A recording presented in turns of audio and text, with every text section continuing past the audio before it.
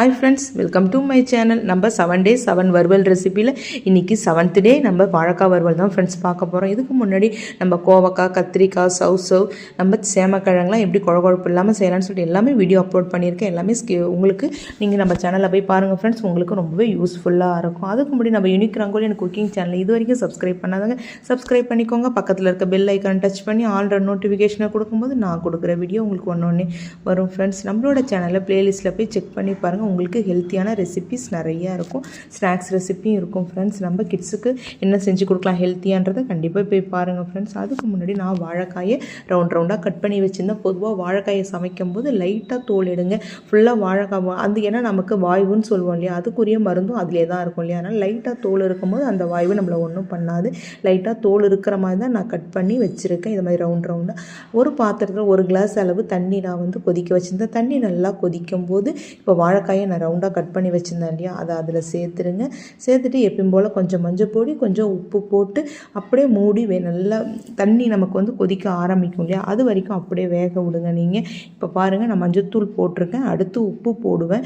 ரொம்ப நேரம் நம்ம கொதித்து அந்த வாழைக்காய் வேகக்கூடாது. அப்போ நமக்கு என்ன ஆகிடும்னா நம்ம வறுக்கும்போது உடஞ்ச போல் ஆகிடும். இப்போ போட்டு இப்போ பாருங்கள் நல்லா மூழ்கிடுச்சா.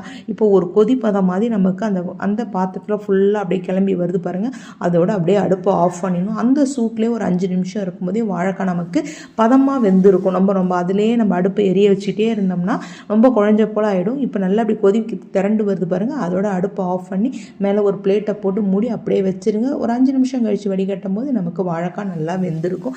இதில் 2 டிப்ஸு ஃப்ரெண்ட்ஸ். ஒன்று நமக்கு சிலிண்டர் கேஸ் மிச்சமான மாதிரி இருக்கும், அதே சமயம் வாழைக்காய் நமக்கு நல்லா வெந்த போல் இருக்கும். இது மாதிரி தோலோடு செய்யும்போது நமக்கு ரொம்ப டேஸ்ட்டாகவும் இருக்கும் ஃப்ரெண்ட்ஸ். இதை போல் வடிச்சிட்டு நீங்கள் அப்படியே ஒரு வடிகட்டியில் கொட்டினா அப்படியே தண்ணி வடிஞ்ச போல் இருக்கட்டும். அப்புறம் எப்பயும் போல் மசாலா போட வேண்டியதான். குழம்பு மிளகாய் பொடி 1.5 ஸ்பூன், கொஞ்சம் உப்பு ஏற்கனவே போட்டு வேக வச்சுருக்கோம். இப்போ கொஞ்சம் உப்பு போட்டுக்கோங்க.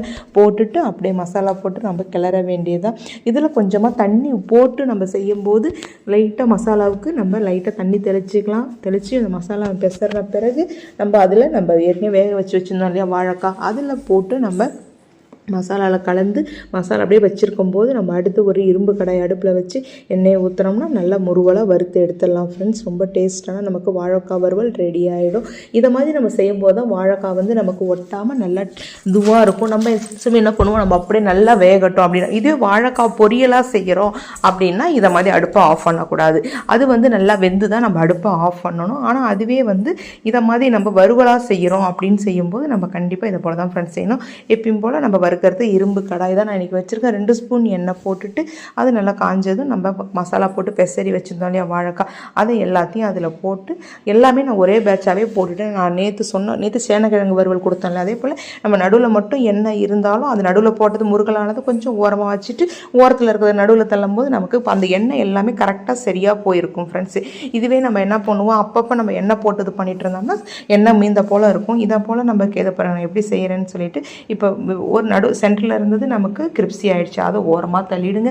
தள்ளிட்டு ஓரத்தில் இருக்கிறத நடுவில் தள்ளுங்க. நமக்கு சூப்பராக நமக்கு வாழைக்காய் வறுவல் ரெடி ஆகிடுது ஃப்ரெண்ட்ஸ். இப்போ பாருங்கள், நமக்கு இதை போல் நீங்கள் செஞ்சு பாருங்கள். நமக்கு எண்ணெயும் ரொம்ப சிக்கனமாக நல்லா நமக்கு அதே சமயம் சிக்கனமாகவும் செலவும், அதே சமயம் நமக்கு கிரிப்ஸியாகவும் வாழைக்காய் வறுவல் ரெடி ஆகிடும் ஃப்ரெண்ட்ஸ். நம்மளோட சேனலில் போய் வாழைக்காய் ரெசிபி எல்லாம் நம்மளோட வறுவல் ரெசிபி எல்லாமே பாருங்கள். உங்களுக்கு ரொம்பவே யூஸ்ஃபுல்லாக இருக்கும். நம்மளோட ஃபஸ்ட்டு பிரச்சனையே நம்ம பசங்களுக்கு லஞ்சுக்கு என்ன சைட் டிஷ் கொடுக்கறது. இதை மாதிரி வறுவலாக நம்ம 7 நாள் கொடுக்கும்போது பசங்க கண்டிப்பாக விரும்பி சாப்பிட்ருவாங்க ஃப்ரெண்ட்ஸ். என்னோட வீடியோ பிடிச்சிருந்தா லைக் பண்ணுங்கள், ஷேர் பண்ணுங்கள், சப்ஸ்கிரைப் பண்ணிக்கோங்க. பக்கத்தில் இருக்க பெல் ஐக்கானே டச் பண்ணிக்கோங்க. தேங்க்ஸ் ஃபார் வாட்சிங்.